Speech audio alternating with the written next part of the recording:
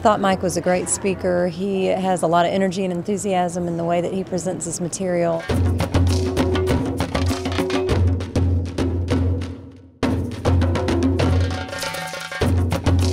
Now, I've spent some time looking into this because I've been hearing people talk about the fact that this decline that we've been in is the worst since the Great Depression. I'm not going to go back and spend time looking into that. I'm going to look at where are we headed. And there's something interesting that I stumbled into recently. And this is the part, if you get one message that you want to take back to your office, every economic decline that we have been in since they've been measuring these, you had an economic increase. Every single one that went down came back up. The 7 top reasons that released the peak performance in the top producers, and that the top performers wanted to be involved in an environment that allowed for risk. Top performers want environments where they can take risks and take chances. I know that are the 3 most dangerous words in the English language. I liked his emphasis on music. Stand up. Feel the rhythm?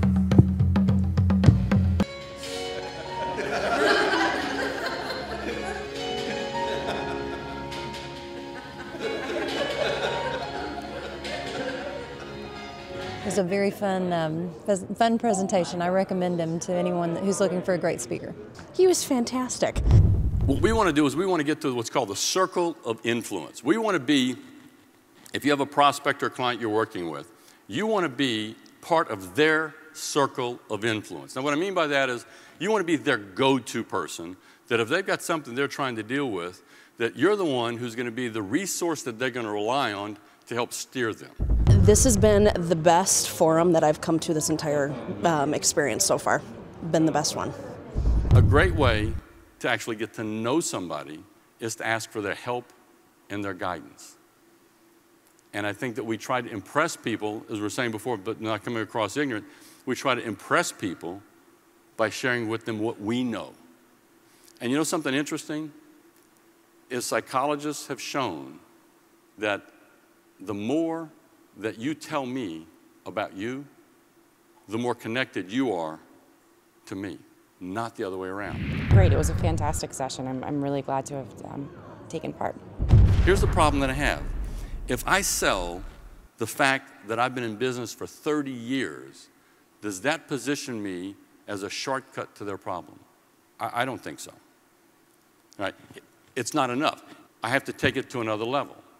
I have to go in and talk about, in the 30 years of experience, what have I done, what have I built that gives the message that I can get your problem solved faster than my competition. The 30 years doesn't do it. That's level 1. Paul went to work for my client with that amazing background and that amazing talent, and 90 days later was terminated. The reason why is because Paul did not do the things necessary to connect with his new employer. If you don't have that personal time over here, that personal interaction, all the texting and emailing in the world is not going to get you very far. Write a note, okay? We'll talk about email in a second. It's a lost art. The other part that I really enjoyed also was the personal stories that he attached to it in the beginning. At the end, I thought was very good, inspirational. The day before I left, I got a stack of mail, and in it were bills and some magazines and stuff. And in between all that stuff, there were 3 little personal note cards. What did I open first? Those 3 little note cards. Now, again, last week when I was speaking, there was a lady in the room who said, I opened my bills first. I'm sick. I don't know, but that was her approach. We have to watch out, though. Email by itself does not allow us to connect with the people we're interacting with.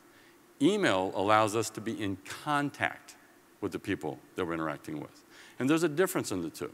You see, if we don't look in the mirror as our first tool, and we don't step out of our comfort zone, we rob ourselves of the opportunity to grow, to learn, and to expand what our true capabilities are. I think the biggest takeaway for me was we focus so much on the things that we want to do and things that we're not doing, but we should also be celebrating things that we are doing well. That's probably the biggest takeaway for me.